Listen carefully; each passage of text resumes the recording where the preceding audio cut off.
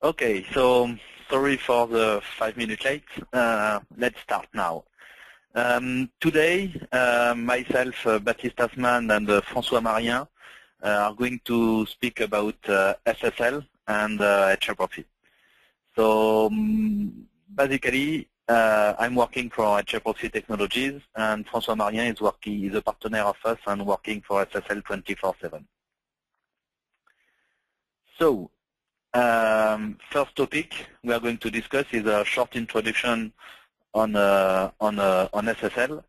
What is SSL and some overview of the protocol, and then François is going to carry on explaining all the certificates and cipher, and then I will finish the session with a lot of examples and true use case using HAProxy in SSL architectures. So basically, what is SSL? So SSL means Secure Socket Layer. It was first released in 1994. It was developed at the beginning by Netscape. Then a bit later, IETF has taken over the hand on the protocol, and they decided to standardize it as TLS, which means Transport Security Layer, in 1999. So if you look at the OSI model, you will see that SSL is a protocol which stands between the layer 4, which is transport, basically TCP, and layer 7, which is more or less HTTP, POP, IMAP, and all the application protocols. So you can recognize SSL when you are using HTTPS, IMAP, POPs, or any other protocol. That's the S standing at the end of the name of the protocol.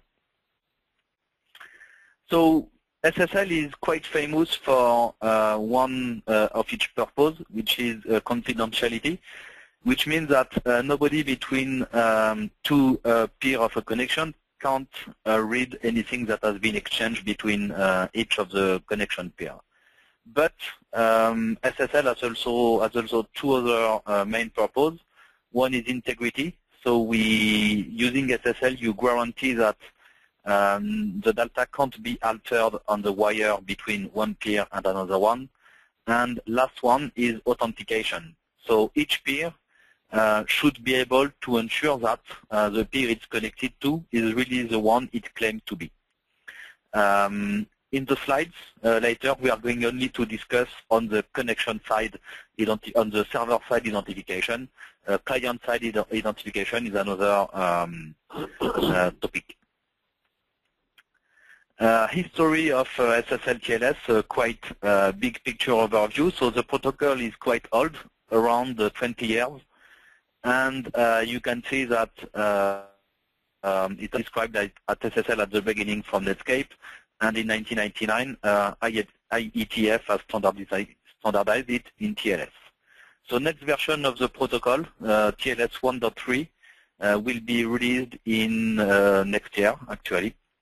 And now you understand why SSL is still widely used, while the new name is TLS. But when we speak about SSL or TLS, this is more or less the same protocol we are speaking about. So during this introduction, we are going to explain a bit what happens exactly during TLS connection. This will be very important in the next slides. So before starting, we have a short glossary, but the main terms to remember is the client hello and server hello, which is some kind of beginning of SSL connection. Then we will have the TLS on check. That will be the negotiation between the client and the server to establish a ciphered connection. And we'll see at the bottom of this glossary the session key and session ID.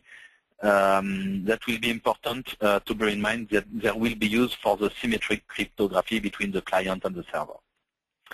So basically what happened, that's a very big picture. I didn't want to go too much in details on this slide. But the big picture says that the client is going to get connected on the server. The the client is going to send a packet called client hello with some information on how he wants to establish the TCP connection. And then the server is going to answer to the client with some information, and also delivering the server certificate and the public key. The client, once it gets the server certificate, is going to validate the certificate on its own, which means that if on your browser you get sometimes a self-signed warning or some kind of warning because you know, the host name of the certificate does not match the host name of the website or stuff like this, it happens at this step. As soon as it has been done, client and server are going to generate a session key, and the server is going to assign a session ID to this session key. Once it has been generated, client and server can start discussing over a ciphered connection using the session key they have generated. Then we have also the TLS resume. TLS resume is a TLS connection that has been closed for some reason, and the client wants to get connected again on the same server. So the TLS protocol allows now to do a resume, which will be much less CPU consuming. So if you look at the time frame of the connection, basically the client is getting connected with the client hello packet, and it's going to send the session ID it wants to resume. If the server has a session ID in cache, it can start using the key again, and so there won't be any key computation anymore, and the client and server can directly cipher the traffic. So it is much faster, of course, and takes much less resources on the client side and on the server side as well. So now this has been described, I let the hand to François, who is going to talk us about certificates and cipher and all that stuff. François, it's up to you. Yeah.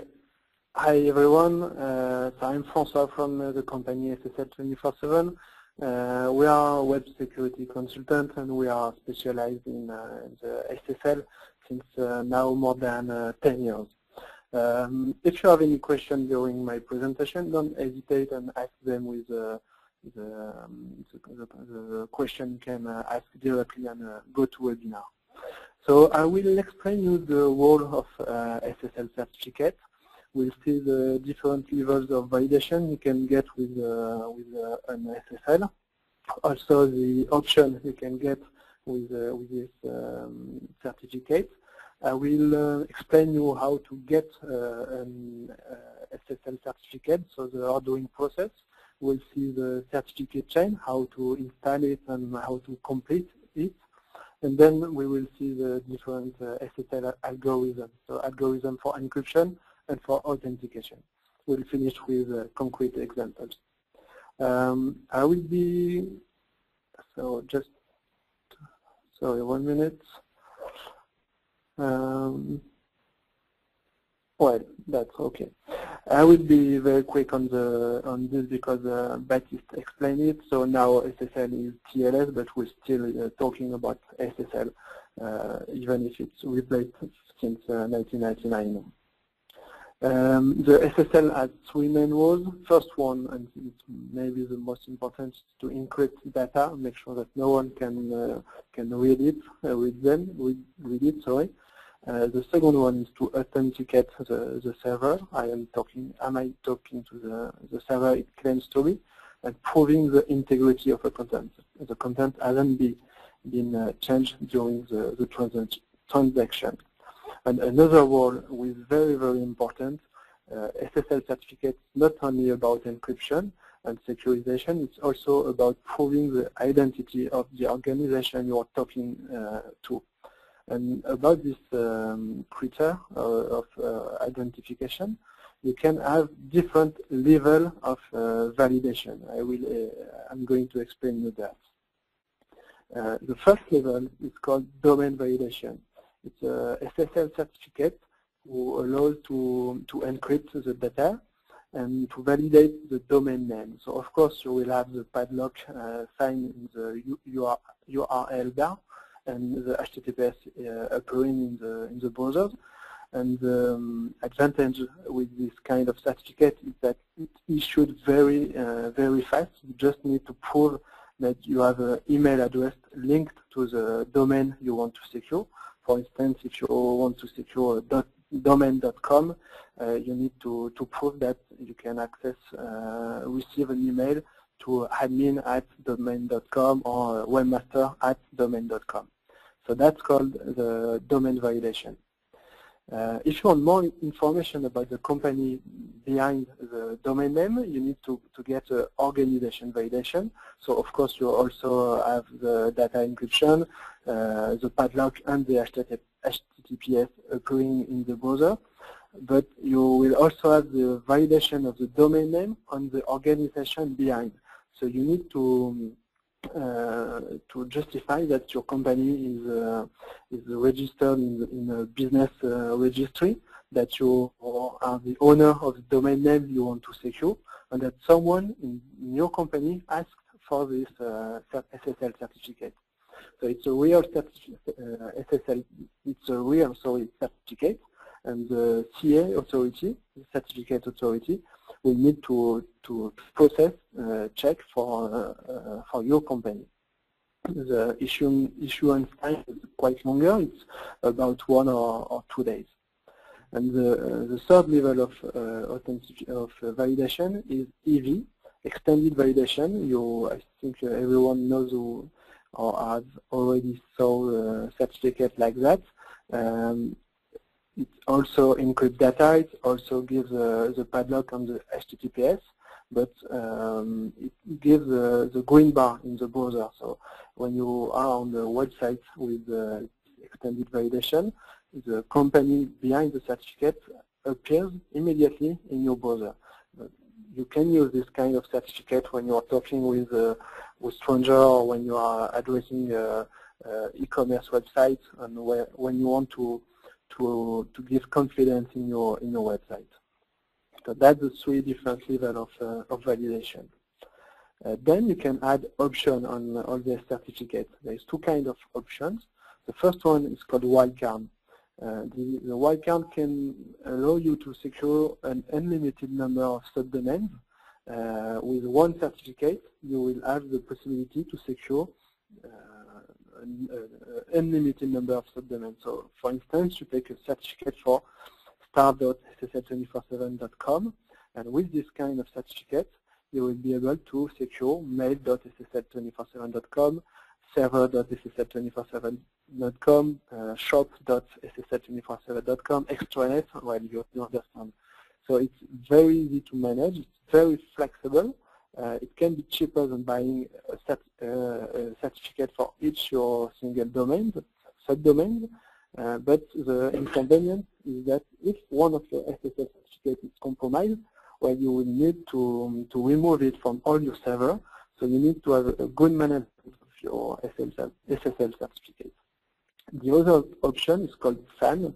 SAN stands for Subject Alternative Name. In just 1 SSL certificate, you can secure different domain names. So you have the ssl247.com, for instance, and also ssl247.net, and you want to secure these 2 domains on just 1 SSL certificate. This option, the SAN, allow you to do that. So it's usually cheaper to buy a SAN rather than just 1 SSL for each website you want to secure. It's very nice when you have just 1 IP and several services to secure on several domain names. It's very useful for this kind of project. The inconvenience is that the CA will have to vet all your domains. So they will have to check that you are the owner of all the domains you want to secure. But it can be more expensive than a wildcard also. It depends on the number of domains you want to secure.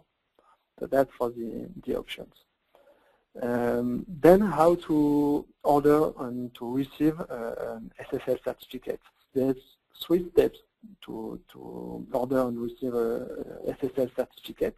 The first step is a request. You will create a private key on your server, and with this private key, we will create a public key.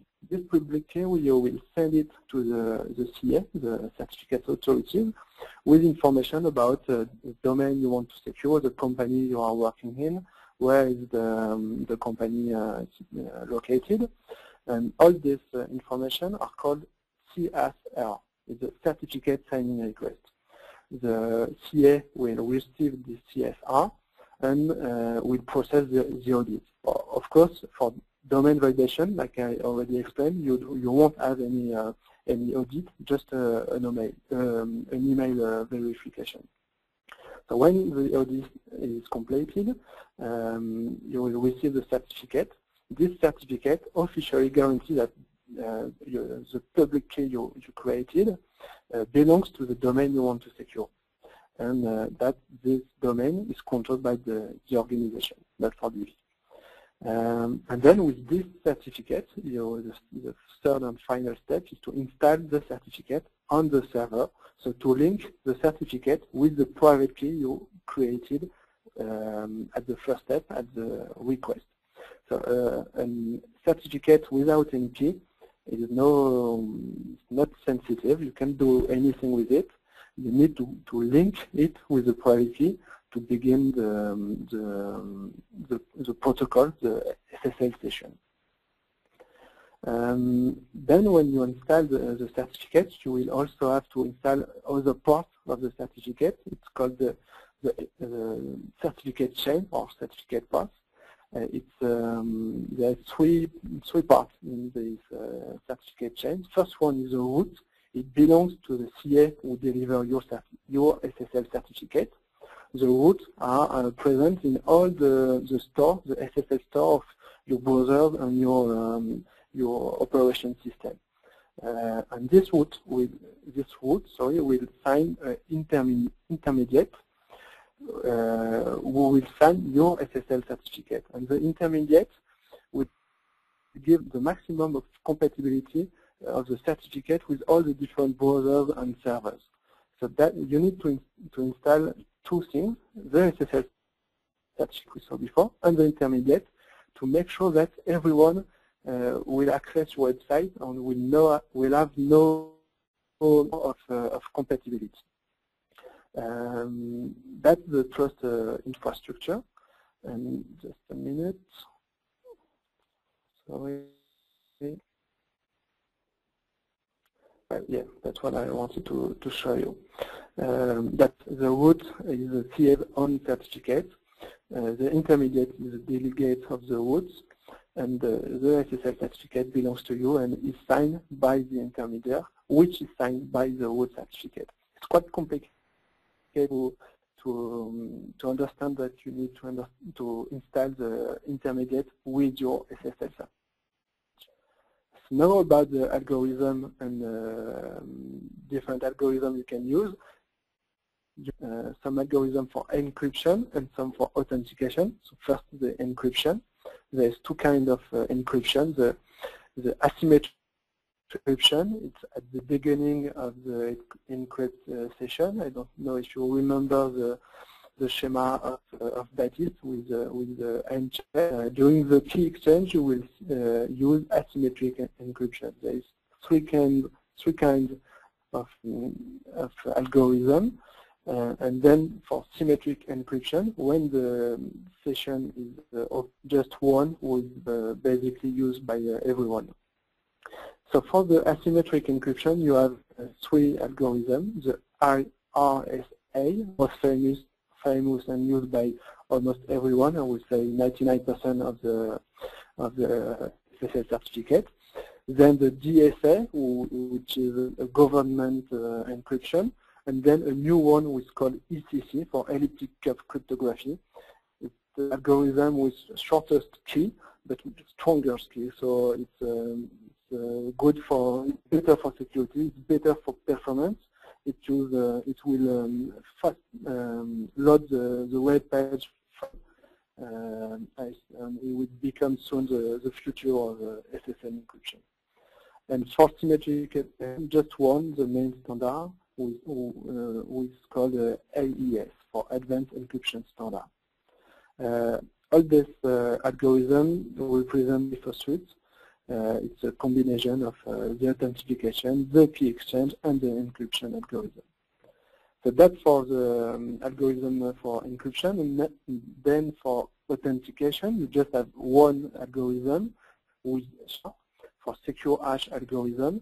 I think you heard about this kind of algorithm because Google recently communicated about the end of one and the beginning of the SHA-2.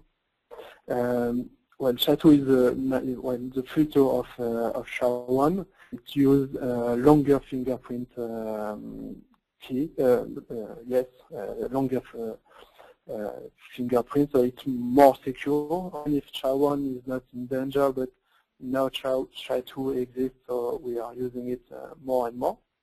And just a word about Google who is depreciating the SHA. What you need to understand is that if you need a SSL certificate for more than 2 or 3 years, you need to choose it with a SHA-2 algorithm. SHA will become not secured with Chrome, for instance, the browser of Google. We'll finish with a typical request, a concrete example with the SSL certificate. Let's say you need to secure an Exchange server. It's, we'll say, 70% of the case we need to deal with. So you need to open the mail services to discover, and the legacy if you are moving from an Exchange to another. With this kind of projects, you will need to choose a SAN certificate with organization validation, because the service will be used by people in the company, and you will have a different CA offering this kind of CA, like Symantec, GeoTrust, Global Sign. There is also other CA who will for your service for that. So in this certificate, all the services, just a word about the local domain. You see that I put contoso-local.com. The CA won't be able to secure anymore the local domain, so the .lan, .local, .intra, stuff like that. CA can't secure them anymore, so you need to use a public domain for your internal needs. Let's say now you need to secure a link project with 2 servers, the edge and the proxy. You will be able to combine 2 options. You can combine the wildcard option with the SAN option. With link, you need to put the sep.domain.com in the main entrance of the SSL certificate, but then you can put the wildcard who will secure the MIT, the link discover, link web, dial-in, all the services you will own with your link. So that kind of certificates from Commodore are very useful for your link project. And then to finish, let's say that you need to secure an e-commerce website, shop.domain.com. You will need to choose an EV certificate, so the green bar certificate, a single domain certificate for that. And Symantec is really the most better CA you can choose for your e-commerce web project. It's the most recognized CA you can have. But that's all for my part. I will give the word to Baptiste. Okay, thank you, François. So now we are going to explain how HAProxy will perform with SSL and what type of configuration we can do. So we've seen before that an SSL connection is a connection which is established between 2 peers. So since HAProxy will stand between the client and the server, we have now a 3-peer relation. So basically there are 3 deployments we can do. So first one is what we call SSL pass-through. So by SSL pass-through we mean that the client will get connected in TCP mode. HAProxy won't do anything on the payload of the TCP connection and will get the packet directly to the server without deciphering anything. So that's only some kind of hot potatoes that HAProxy will forward between the client and the server, and the traffic will still be ciphered. Then we have another deployment mode, which is SSL offloading. So basically the client will get connected on HAProxy. HAProxy will decipher the traffic and will get connected in clear on the server. And last, we have what we call SSL cut-through or SSL bridging. By this mode, we mean that the client will get connected using SSL on HAProxy. He will decipher the traffic and will analyze the data at layer 7, and then will get connected again to the server using SSL connection. So each deployment will have pros and cons depending on what you want to do. So how do you configure SSL pass-through? So that's very simple. You bind your front end on the port 443 in TCP mode. Of course, you can't do HTTP mode because since all the traffic will be ciphered, HAProxy won't be able to access to the layer 7 data. The traffic is ciphered. So you must set up mode TCP on the front end and the back end. You must bind using 443 and nothing else, connected on the server on the port 443. On SSL offloading mode, then C will bind again the port 443, but then you add the keyword SSL and you tell HAProxy to load one duplicate. So in this mode, HAProxy can be turned on into HTTP because as soon as the traffic has been deciphered, HAProxy will be able to analyze and to parse all HTTP content. Then when you get connected on the server, you will get connected on the port 80 directly. And last is SSL bridging. So in this mode, HAProxy will decipher the traffic on the front end, so the client will get connected on the port 443 and using the certificate. And when HAProxy is going to get connected on the server, it's going to get connected on the port 443, but use SSL. So that way we decipher the traffic before, we cipher the traffic after, and in the middle, HAProxy can access all the content. So basically, if an application is not compatible with SSL offloading mode, you can switch to SSL bridging if you still want HAProxy to perform some layer 7 feature like cookie persistence, URL rewriting, and stuff like this. So it's something that has been said for a very long time now, is that you must use one SSL certificate per IP address. The problem is that we are running out of IPv4. So it will be painful at some point that you can't deploy new SSL certificate because you won't have any new IP address available in your subnet. So basically, something has been created is what we call server name indication. Sorry, I forgot to explain exactly why. That's because of the way the TLS connection used to be established. When the client is going to get connected on the server, it's getting the server name thanks to DNS, and so it's getting connected to the IP address, and the server is going to answer the server hello, and then it's going to forward the certificate. But what happens if you have many hostnames pointing to the same IP address? Then you don't know which certificate corresponds to which IP address, to which connection from the client, because the client has not sent you any clue about the hostname. So that's why server name indication, formerly named as SNI, has been invented by IETF. So basically, SNI is what we call a TLS extension, and once the server is going to send, the client is going to send the client hello packet, in the packet we are going to be able to match a string that will contain the name of the service the client is trying to reach. Based on this, we will be able to choose a certificate in a list of certificates and deliver this certificate to the client, which means now, thanks to SNI and thanks to HAProxy, you can use a single IP address with thousands of certificates, and you will be able to save some IP addresses. So how does it work exactly within HAProxy? You have two ways of working as we've seen before. So first, when HAProxy is a TLS endpoint, so by TLS endpoint I mean that it's going to finish the TLS connection and decipher the traffic, then you can instruct HAProxy, instead of loading a single certificate, to load all the certificates available in the directory.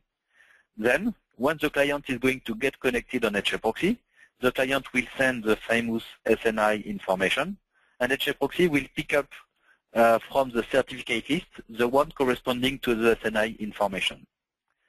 That said, it's possible that some client does not send yet the SNI information because it's something that is quite new, around 5 years old, but not all clients have migrated to this level of TLS version.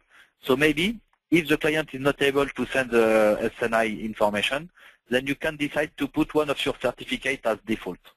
So this is the second part of configuration. I put the first certificate as default, and then I put all the other ones later. So it means that if the client does not send any SNI information, HAProxy is going to deliver the default.pem certificate to the client.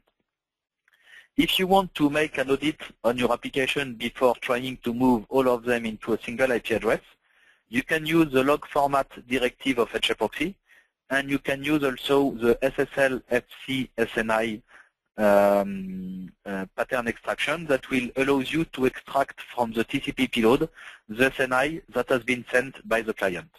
That way, you will know if 100% of your users are compatible with SNI or not. And if not, you will know on which service should still stand on a single IP or not. When HAProxy works in a pass-through mode, so bear in mind that pass-through is when HAProxy is not decipher the traffic, then you can still use the SNI information to route the connections to different forms of servers. It's like TLS routing.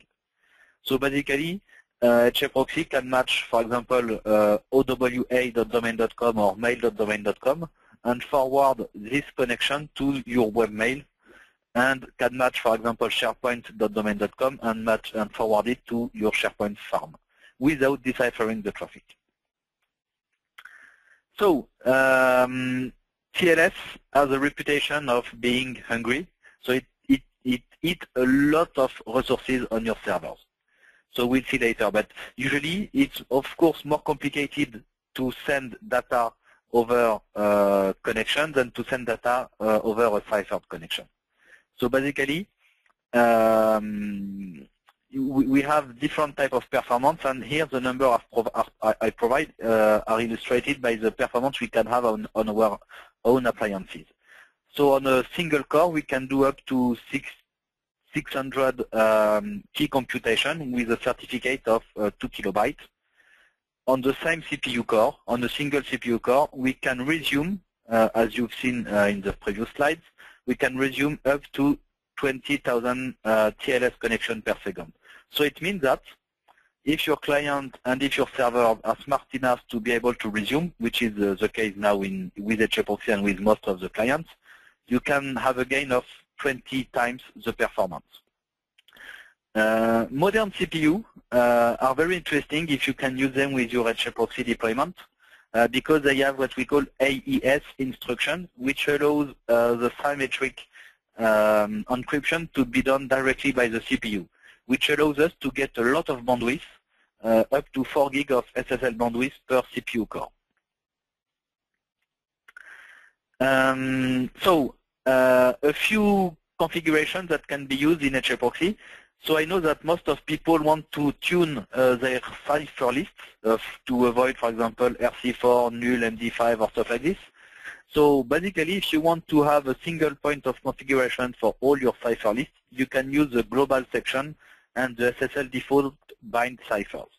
Then you put your cipher list, and it will be applied to all HAProxy endpoints.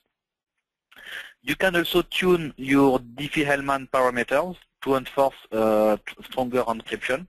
It will take a bit more of resources, but sometimes it's important to have strong encryption.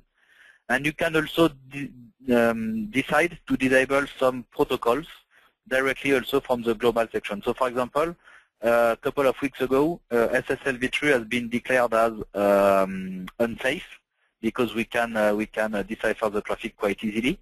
So if you want to ensure that nobody or none of your front end will allow SSL247, you can use this directive, SSL default bind option, to disable it. Also, if you want to make some kind of audit on your client side, if you want to know what type of TLS protocol is being used and what type of ciphers are being used before trying to do anything within your configuration, you can use the log format directive again. You have two keywords, SSLV and SSLC. And the example of output is just below, and you see that TLS v1 and the cipher suite that has been used by a client, for example. One remark is that there are some websites on internet like SSL Labs that can be used to give you a grade on your TLS deployment.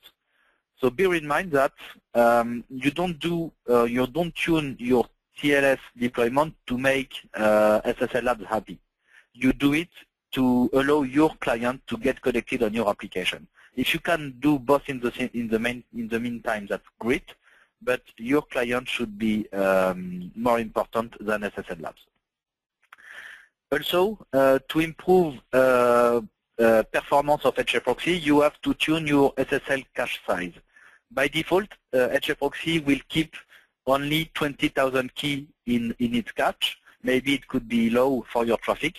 If you think it's low, you will have to increase this value. When you run show info on the TCP, on the stat socket of HAProxy will tell you the hit and the miss on the cache, on the key size cache, and so that way you will know that if you have a lot of miss, you will have to increase this value to get better performance from your HAProxy deployment. And also you can increase the lifetime of a key in your cache just by updating this value. Not that some clients will have lower value, so if the client decide to decide to cancel a key on his side, then HAProxy will have to compute a key again.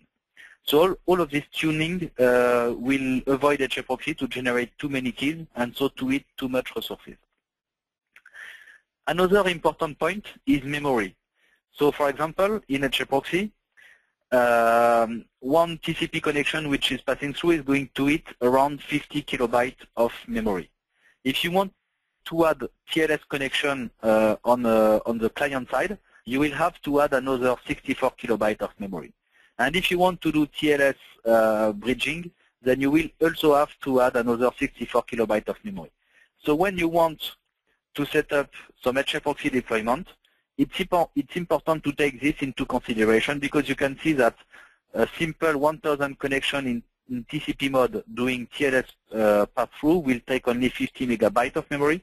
And as soon as you want to decipher on the client side and to cipher on the server side, it will take 3 times more in terms of memory. And 1000 connection is not that big.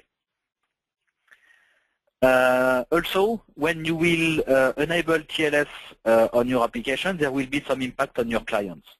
First, in some companies, forward proxy will forbid TLS, which means that if your application is only available over TLS, nobody in those companies will be able to browse your application. So depend on your audience and your target. Also, low capacity devices like smartphone and tablet and stuff like this, they have usually very low CPU capacity. And so computing TLS could be very expensive for them. So it could be expensive in terms of CPU. So it's going to take a lot of battery resources. And also it will slow down the printing of the website on your client-side devices. So that's why the choice of the cipher suite is very important. So just to emphasize why it's so important, imagine that if you decide to disable TLS v1 on your HAProxy deployment, then most of your Android users won't be able to browse your application. If you decide to enable it again, you will see that almost everybody will be able to browse your application. So be very careful when you read some blog post or whatever which says, yes, just disable TLS v1 because blah, blah, blah. You should run an audit before doing anything you are not sure.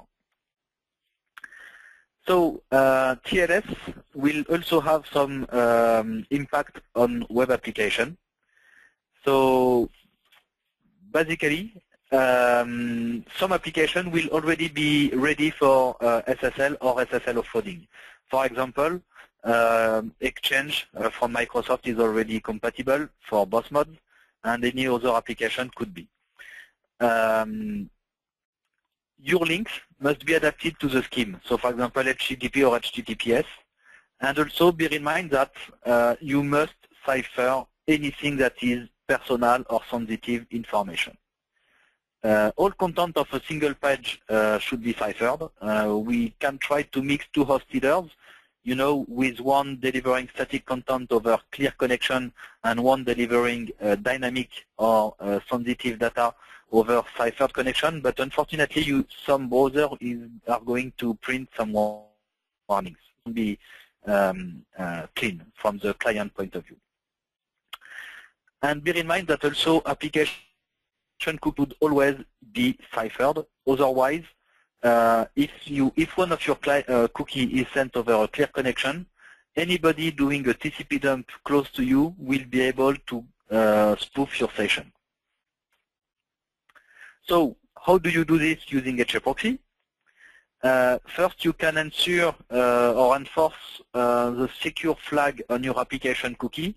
So imagine, here I put a simple configuration example.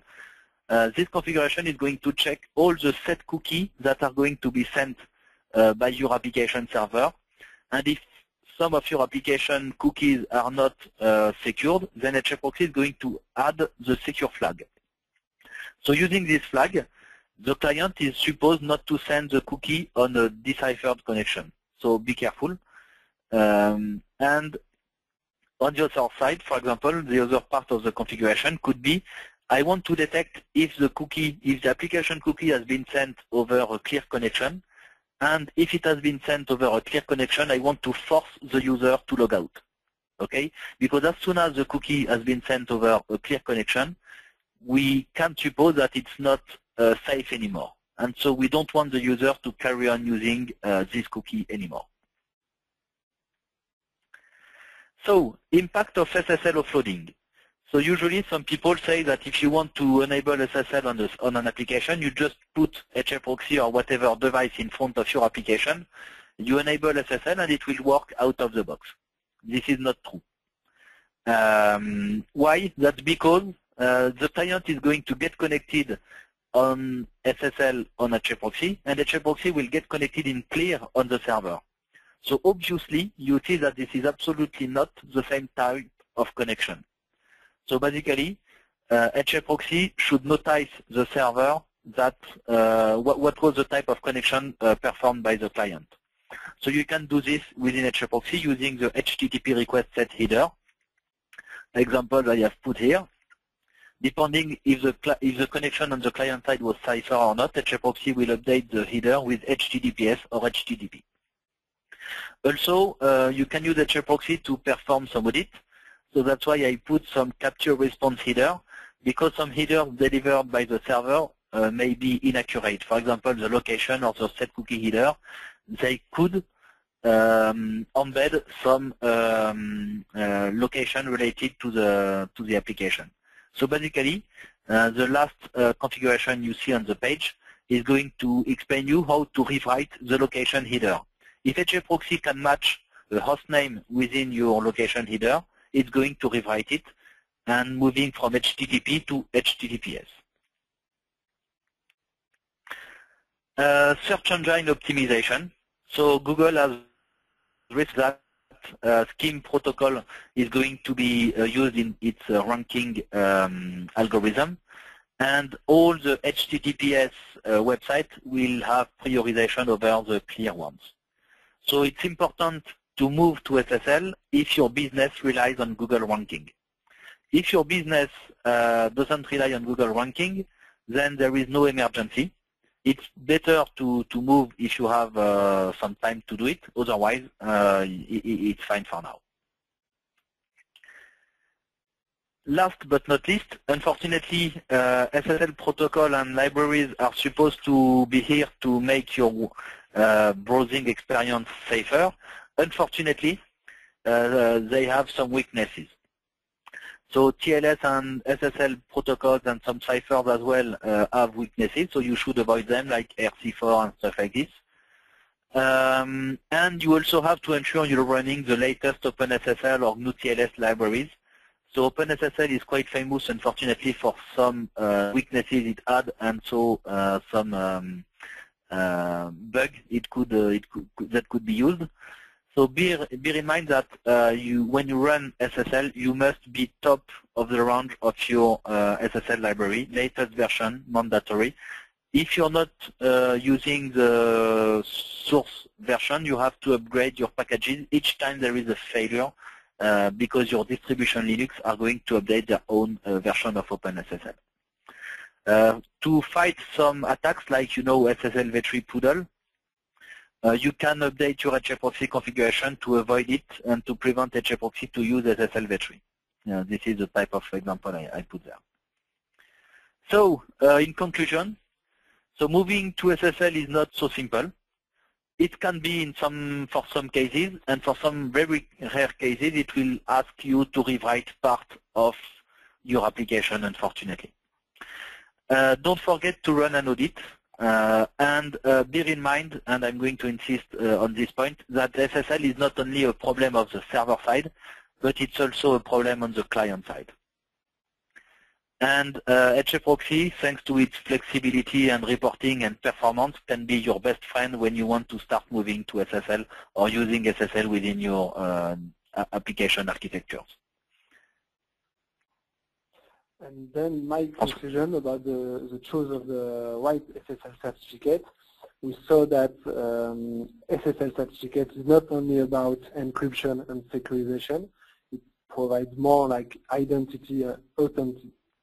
So it's very important to choose the good certificate and to find the right balance between the different levels of validation. So we saw DV, OV, and EV, the levels of encryption, and the add-ons you can add to all your certificates. And of course, SSL247 is there to help you to choose the right certificate and to advise you the function of what you need. Do you have any question or what about what? So you can type your questions within the chat or question side. I saw a question, I guess it's related to HAProxy because the question was related to the capacity of HAProxy resuming a TLS session when there are more than 2 processes in use in HAProxy. So the parameters I described on the SSL cache, this SSL cache is shared between all the CPU core. So as soon as you are going to start multiple processes within HAProxy, the cache will be used by all the processes. And so if a TLS session has been initialized by one process, it could be resumed by another one without any problem. Any other question?